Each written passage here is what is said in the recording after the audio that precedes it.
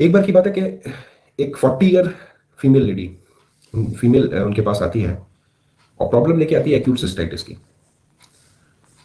बार बार urine हो रहा है, बार बार जलन हो रही है, यूरिन में जलन हो रही है और कंट्रोल नहीं होता है। और ये जलन जो है ड्यूरिंग एंड आफ्टर यूरिनेशन होता है, उससे पहले कुछ नहीं होता। अचानक जलन महसूस होगी, आप जाओगे, जैसे ही जिस टाइम पे यूरिन करते हो उस टाइम पे जलन शुरू होती है और उसके बाद तक रहती है काफी देर तक। उस जलन में कभी भी आराम नहीं मिलता। सिर्फ दो केसेस में आराम होता है, या तो जब वो हाथ से दबाए आगे की तरफ उसको दबाए, या फिर वो क्रॉस लेग बैठ जाए दबा करके, तब उसको आराम मिलता है, वरना उसको आराम नहीं मिलता। तो उन्होंने सबसे पहले क्या चीज वो ढूंढते थे, कॉज एंड मोडालिटी। तो कॉज ढूंढने की कोशिश की, लेकिन कॉज कुछ मिला नहीं। ना तो कुछ ऐसी चीज मिली जिससे ये समझ में आया कि बाहर से कोई इन्फेक्शन आया या कोई मेंटल अल्टरेशन जैसे हम लोग ढूंढते हैं, ऐसा कुछ नहीं मिला उनको।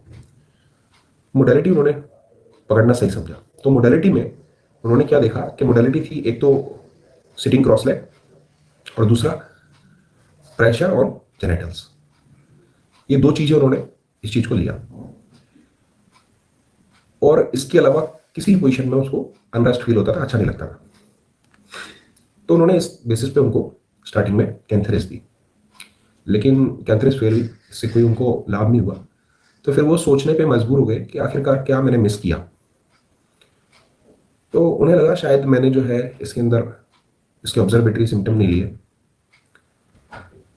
या इसके अंदर मैंने इसका सेंसेशन या मेंटल स्टेट प्रॉपर नहीं लिया, तो शायद ऐसा हुआ। तो नेक्स्ट टाइम उन्होंने कुछ चीज़ों को और कंसीडर करते हुए मैक्सवेल दिया। होता है ना, जब पेशेंट बोलता है कि हमें आराम नहीं है, तो हम कोशिश करते हैं कि किसी बेहतर रेमेडी से उस पर आराम आए। तो उन्होंने दोबारा से म्यूकस मेम्ब्रेन को लेते हुए और उसके ये पार्ट को लेते हुए उन्होंने जो है कि भाई कहाँ साइट ऑफ एक्शन है यूरेथ्रल को, उन्होंने मैक्सवेल दिया, लेकिन उससे भी आराम नहीं हुआ। ये दोनों चीज़ें फेल हुई। तो फिर वो सोचने में मजबूर हो गए कि यार आखिरकार ये हो क्या रहा है कि मैं रेमेडीज पे रेमेडीज चेंज कर रहा हूँ और सब कुछ सोच भी रहा हूँ। तो उन्होंने फिर ध्यान से सोचा।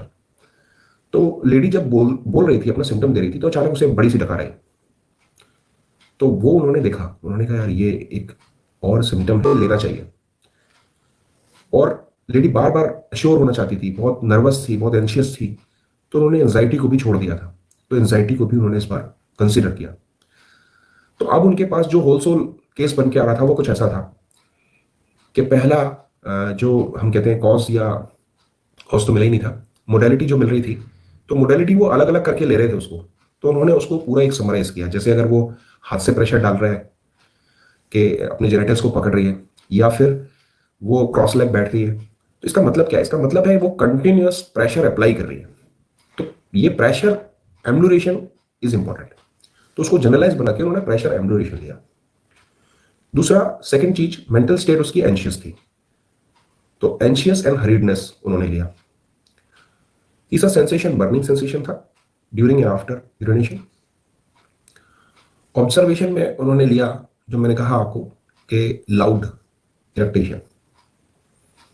और पार्ट इफेक्टेड तो आपको पता ही है, म्यूकस मेम्ब्रेन, यूरेथ्रा। तो उन्होंने ये सारी चीजों को लेकर के, और अब की बार जो रेमेडी दी उसका नाम था अर्जेंटम नाइट्रिकम। और दोस्तों इस रेमेडी से वो उस पेशेंट को सिर्फ 3 से 4 घंटे में ही आराम हो गया। और अगले दिन वो आई तो वो बिल्कुल कूल एंड काम थी, अपने उस नेचर के बिल्कुल अपोजिट जो वो हरीडनेस और बार बार एंशियस होकर बात कर रही थी। आज बड़े आराम से बात कर रही थी, और उसने कहा कि डॉक्टर साहब मैं बस आपको थैंक्स बोलने आई हूँ कि आपने मेरा केस सॉल्व कर दिया, जिसके लिए मैं पिछले 5 दिन से परेशान थी।